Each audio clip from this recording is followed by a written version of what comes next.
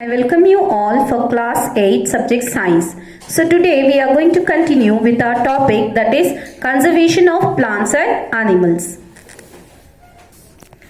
Here, to mention which are the endangered species, everything, there is a book known as Red Data Book. Red Data Book is a source book which keeps a record of all the endangered animals and plants.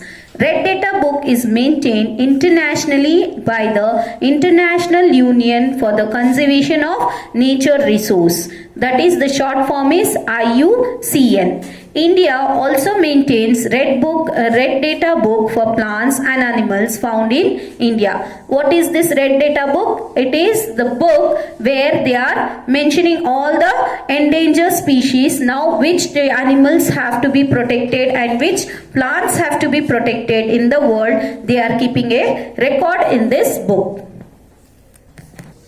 So the next here is migration. What is the meaning of migration? Migration means moving from one place to other. The seasonal movement of birds or animals from one place to other. Means if it is raining in one place, the birds or animals will go to the other place where it is not a rainy season. In the rains, the bird cannot stay. Therefore, it will move to the other place. They migrate to optimize their living condition by moving to areas which are warmer and have more food. Okay, warmer and have more food. Some animals migrate to breed, means to give birth to their young ones, they will migrate. Birds who cover long distances to reach another land are known as migratory birds. Means the birds will fly from one country to the other. Okay, the birds can fly from one country to the other country. They fly to faraway areas for laying eggs as the weather in their natural habitat becomes very cold and inhospitable, where they cannot stay longer. Therefore, they will migrate. Now, which are the examples? Why they migrate? Because they cannot stay in that place, because it will become colder and rainy season will be there. Therefore, they cannot stay here. So, they go to the other country or other place, other state they can migrate. Example here is Siberian cranes. They are snowy white color birds that migrate during winter to India. Okay, in the winter season, this Siberian crane, it lives in Siberia. So, it travels from the Siberia to India during the winter season. So here you can see the birds. These are the Siberian bird, that is Siberian birds which will fly in the winter season. So the next topic here is recycling of paper. We can also conserve the forest for recycling paper. Now in our daily life, how can we preserve or conserve the forest? Means recycle the paper. What we are using as a student, we use many papers, right? It takes 17 full grown trees to make 1 ton of paper. How many trees are used? 17 full grown trees are used to make 1 ton of paper. Therefore, we should save paper. The answer, we should save paper. If each student save at least one sheet of paper in a day, we can save many trees in a year. We should save, reuse used paper and recycle it.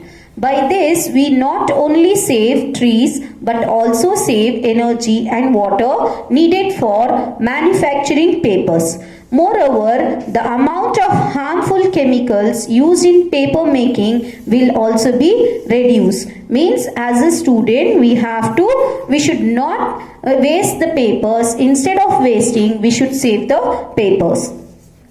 How can we help the government in forest? That is to protect the trees. Means the next, as a students, we can grow the trees. That is known as reforestation. The answer to deforestation is reforestation, farming of the forest. Reforestation is restocking of the destroyed forest by planting new trees. The planted trees should generally be of the same species which were found in the forest. We should plant at least as many trees as we cut. Now how many trees we are cutting to use? So many trees if we are growing, then there will be no deforestation. So reforestation can also happen naturally. If the deforested area is left undisturbed, means we are not growing any plants there, then deforested area is left undisturbed, it re-established by itself. Now if you leave a land and like the means without making any roads or buildings, if you leave it as it is after cutting the plants also, naturally the plants can grow in that place. That is reforestation. Here you can see how the reforestation helps here. You can see this is the barren land. Once they grow the small plants, after few years it will change into a fully grown green plants. This is the step of small plants we are growing. After few years it will grow by itself and full of greenery. It will become full of greenery with full plants. Here also in the hilly regions you can see just we are growing the small plants and leaving off. After few years it will grow by itself. So this reforestation helps in all whatever the consequence I told you before, those consequences cannot be come in front if we do reforestation. All the natural, that is global warming, then what I said you, what was it, that is so whatever the consequences we had for deforestation, that will not be there if we do the afforestation. Okay, that is what are the consequences we learned, that is floods, droughts, desertification, all this will be reduced. So you have to this completes the chapter. You have to write all the question answers in the classwork and do the exercise in the textbook. Thank you.